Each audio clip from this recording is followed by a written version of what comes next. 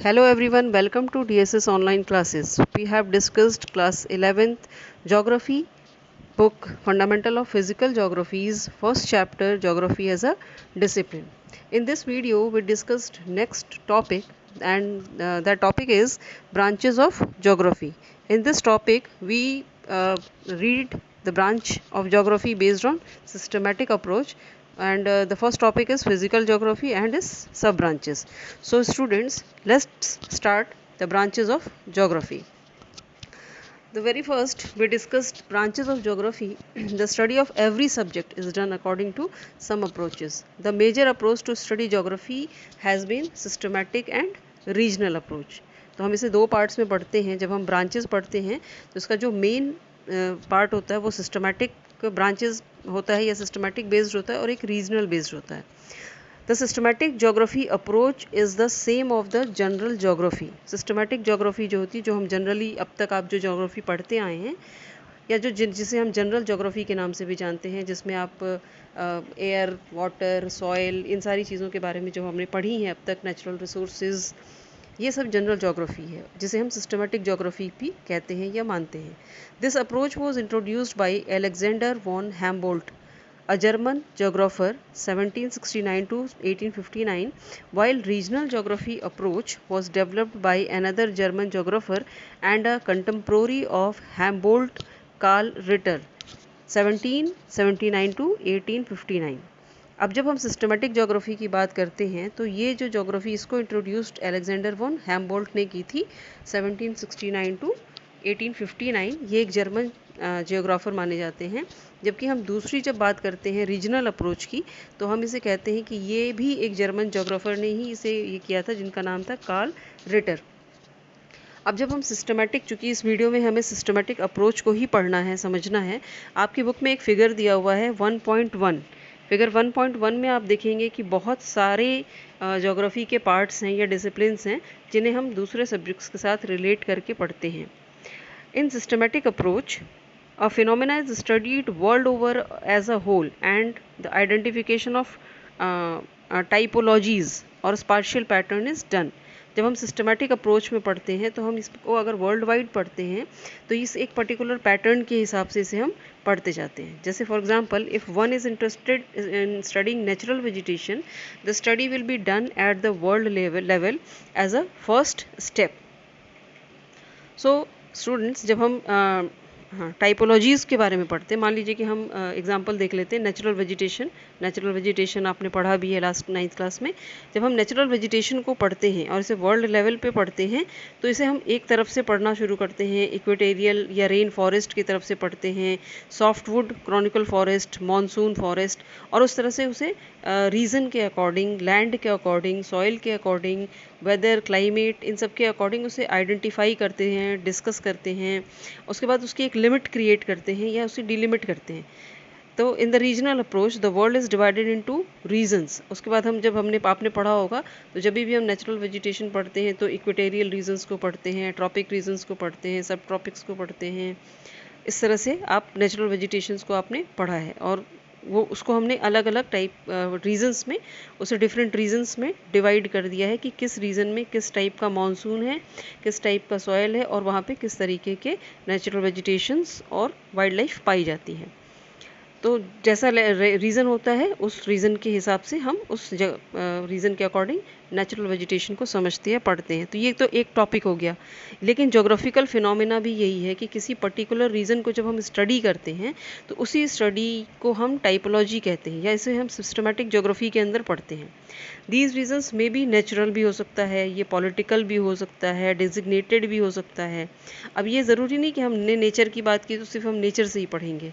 उस particular area का political क्या ज्योग्राफी है, उस पर्टिकुलर एरिया में कि नेचुरल क्या ज्योग्राफी है, सोशल क्या ज्योग्राफी है, या उसको हम किस तरह से डिजिग्नेट करते हैं, जैसे माउंटेन या हिली रीजन है, प्लेन है, प्लेट्यू हैं, या डिज़र्ट्स हैं या कोस्टल लैंड्स हैं, तो उस हिसाब से हम उसे डिजिग्नेट भी करते हैं. The phenomena in a region are studied in holistic manner searching for unity in diversity. तो हम किस हिसाब से इसे डिवाइड करते हैं या सिस्टमेटिक अप्रोच में कैसे पढ़ते हैं कि ये पर्टिकुलर, फॉर एग्जांपल हमने डिज़र्ट को पढ़ा तो अब डिज़र्ट उसके जितने भी डिज़र्ट होंगे लगभग ये मान के चलेंगे कि जो डिज़र्ट रीजन है उन सब में एक समानता पाई जाती है, वो एक जैसे होते हैं, वहाँ रेनफॉल कम होती है, एरिड रीजन होता है, इस तरह से हम उसे समझते हैं। तो जब हम सिस्टमेटिक अप्रोच में ज्योग्राफी को पढ़ते हैं या सिस्टमेटिक में पढ़ते हैं तो इसे भी हम 2 पार्ट्स में डिवाइड करते हैं। सिस्टमेटिक अप्रोच को भी हम 2 पार्ट्स में बांटते हैं।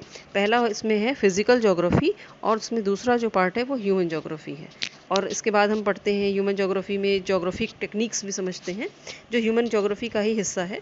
लेकिन अभी इस वीडियो में हम फिजिकल ज्योग्राफी को देखेंगे और पढ़ेंगे।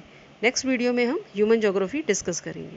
अब जब हम फिजिकल ज्योग्राफी की बात करते हैं तो फिजिकल ज्योग्राफी भी जो है अपने आप में एक बहुत बड़ा कॉन्सेप्ट है।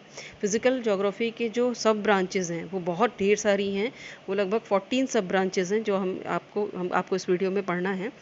तो जो फिजिकल ज्योग्राफी की जितनी भी ब्रांचेस होती हैं वो नेचुरल ज्योग्राफी के अंदर ही आती हैं। इसमें economic geography, population geography, social geography, political geography से जुड़ी हुई, पर्टिकुलर रीजन से जुड़ी हुई जितनी भी ज्योग्राफी की चीज़ें हैं उन्हें हम पढ़ते हैं। इसमें लॉन्गिट्यूड, लैटिट्यूड की जानकारी होनी चाहिए, मैप स्टडी करना आना चाहिए, किसी particular region, particular country, particular area को आइडेंटिफाई करना आना चाहिए। दूसरा चीज़ होता है कि जो इम्पोर्टेंस होती है फिजिकल ज्योग्राफी की वो ये होती है कि ये लैंड, एयर, वाटर, सॉयल, इन सब की स्टडी करते हैं और इसे हम रिलेट करते हैं ह्यूमन बींग्स के साथ कि ये पर्टिकुलर रीज़न जो है ये ह्यूमन बींग्स के लिए कितना इम्पॉर्टेंट है, उनके डेवलपमेंट में कितना काम आ सकता है। इसके अलावा फिजिकल ज्योग्राफी जो है वो नेचुरल रिसोर्सेज के वैल्यूज़ और मैनेजमेंट का सब्जेक्ट माना जाता है। इसके जो सब ब्रांचेस हम इसमें पढ़ते हैं तो हम ये पढ़ते हैं कि जो भी नेचुरल रिसोर्सेज हैं वो कितने वैल्यूएबल हैं, उनकी वैल्यू क्या है, उन्हें कैसे मैनेज करना है। ये आपने क्लास 10th में ये चैप्टर पढ़ा हुआ है, रिसोर्सेज का जो फर्स्ट चैप्टर पढ़ा है उसमें आपने पढ़ा है कि इन सारी चीज़ों को मैनेज कैसे करते हैं, इनकी इम्पोर्टेंस हमारे लिए कितनी है। फिजिकल ज्योग्राफी नेचुरल रिसोर्सेज के यूज़, इनका इकोनॉमिक और कल्चरल डेवलपमेंट में इनका क्या सहयोग है, ये किस तरह से उसमें सपोर्ट करते हैं, साथ ही साथ ये नेचुरल रिसोर्सेज जो हैं वो सोशल डेवलपमेंट के साथ कैसे रिलेट किए जाते हैं, कैसे ये इन सोशल डेवलपमेंट को कैसे ये बढ़ाते हैं। तो आप देख रहे होंगे कि early exposures to field of geography has left many people with mistaken impression that its focus is limit to logging of place, location and name, but geography is much more than that. तो हम ये नहीं कहते कि नहीं geography जो है वो किसी पर्टिकुलर लोकेशन को बताने का काम है या किसी रीजन का नाम बताने का काम है या किसी पर्टिकुलर एरिया को के बारे में जानने का काम है। ज्योग्राफी का ज्योग्राफी जो सब्जेक्ट है ये बहुत ही बड़ा, एक बहुत ब्रॉडेस्ट सब्जेक्ट माना जाता है। ये बहुत सारे सब्जेक्ट्स का एक मिक्सचर आप मानते हैं और इसको एक हम जब सिस्टमेटिक वे में पढ़ते हैं तो आइए इसको देखते हैं कि फिज़िकल ज्योग्राफी के कौन कौन से किस किस तरह के इसके ब्रांचेस क्या क्या हैं। फिज़िकल ज्योग्राफी में हम क्या पढ़ते हैं? फिज़िकल ज्योग्राफी में हम land, water, air, plant, animal, इनके हैबिटेट्स, ये सारी चीज़ों के बारे में पढ़ते हैं। साथ ही साथ इसमें इसको पूरे वर्ल्ड लेवल पे हम पढ़ते हैं। इसके बाद जो इस फिज़िकल ज्योग्राफी के अंदर जो है जो बहुत सारे सब ब्रांचेस हैं उन्हें हम पढ़ते हैं। तो सब ब्रांचेस देखते हैं। सब ब्रांचेस में सबसे पहला जो पार्ट है, जो सबसे पहला पॉइंट है वो है जियोमॉर्फोलॉजी। जियोमॉर्फोलॉजी में हम क्या करते हैं? The study of the earth surface and how it is shaped. Geomorphology जो होता है उसके अंदर हम पढ़ते हैं कि अर्थ का जो सरफेस है वो क्या है, कैसा है, उसका शेप कैसा है। जैसे माउंटेन है, प्लेन है, प्लेट्यू है, इसके अलावा किस किस टाइप का शेप है। इसके बाद हाइड्रोलॉजी पढ़ते हैं। हाइड्रोलॉजी नाम से ही समझ में आपको आ रहा होगा कि जो भी रिवर्स हैं, लेक्स हैं, एक्वीफायर्स हैं, तो प्लेनेट के ऊपर जितना भी वाटर जो एग्जिट करता है उस पूरे वाटर के बारे में या उस पूरी चीज़ों के बारे में, जैसे आपने ड्रेनेज चैप्टर क्लास 9th में पढ़ा है तो वो चैप्टर जो है वो हाइड्रोलॉजी एड्रेस करता है। इसके बाद ग्लेशियोलॉजी। ग्लेशियोलॉजी जो होता है ये फिज़िकल ज्योग्राफी का एक ऐसा ब्रांच है जहाँ पे हम ग्लेशियर्स और आइस शीट के बारे में पढ़ते हैं, स्टडी करते हैं। इसके बाद बायोज्योग्राफी। बायोज्योग्राफी ये क्या है? ये प्लांट और एनिमल स्पीसीज़ के ऊपर पर्टिकुलर फोकस करता है और उनके कॉजेज़ को, उनके पैटर्न्स को, उनके डिस्ट्रीब्यूशन को हम उसके अंदर पढ़ते हैं। उसके बाद क्लाइमेटोलॉजी। क्लाइमेटोलॉजी जो है ये जैसे नाम है, नाम से आप समझ रहे होंगे कि ये वेदर और क्लाइमेट को एड्रेस करता है और उनके पीरियड कैसे एक्सटेंड होते हैं, वेदर क्लाइमेट कैसे वर्क करता है, वेदर क्लाइमेट का क्या रोल होता है, ये सारी चीज़ें जो है हम क्लाइमेटोलॉजी के अंदर पढ़ते हैं। उसके बाद मेट्रोलॉजी, मेट्रोलॉजी क्या होता है, ये भी जो है वेदर और फोरकास्टिंग को ही डिस्कस करता है या उसके बारे में इसके अंदर हम पढ़ते हैं। इसके बाद पेडोलॉजी, पेडोलॉजी किस टाइप का साइंस है या किस टाइप की ज्योग्राफी है। पेडोलॉजी के अंदर हम सॉइल और नेचुरल एनवायरनमेंट की स्टडी करते हैं। हमारा जो नेक्स्ट टॉपिक है वो है पालियोजोग्राफी। पालियोजोग्राफी जो है इसके अंदर हम रॉक्स के बारे में पढ़ते हैं, उनके डिटरमाइंस, डिस्ट्रीब्यूशन और कहाँ कहाँ पर ये फैले हुए हैं, इसको हम पढ़ते हैं। उसके बाद कोस्टल ज्योग्राफी, ऑब्वियस है कोस्टल ज्योग्राफी फिजिकल ज्योग्राफी का वो पार्ट है जहाँ पर हम ओशन और ओशन के आसपास का जो लैंड एरिया है या जो कोस्टल लाइन है उसके बारे में पढ़ते हैं। इसके बाद है ओशनोग्राफी। ओशनोग्राफी में हम प्लैनेट्स के ऊपर जितने भी ओशंस और सीज़ हैं उनकी स्टडी इस पर्टिकुलर टॉपिक के अंदर करते हैं। नेक्स्ट जो है वो है आपका क्वाटरनरी ज्योग्राफी। क्वाटरनरी ज्योग्राफी जो है ये बहुत पुरानी ज्योग्राफी मानी जाती है, जिसके अंदर हम आइस एज के टाइम से उस कॉन्सेप्ट से हम पढ़ना, स्टार्टिंग कॉन्सेप्ट जो ज्योग्राफी का है उस स्टार्टिंग कॉन्सेप्ट से हम पूरे एनवायरनमेंट को स्टडी करते हैं और उसमें आने वाले जो चेंजेस हैं, जो बदलाव होते चले गए time to time human being के इंटरेक्शन से, उनके इन्वॉल्वमेंट से जितने भी चेंजेस आए वहाँ से हम इसे समझना शुरू करते हैं। इसके बाद है आपका नेक्स्ट टॉपिक है वो है लैंडस्केप इकोलॉजी।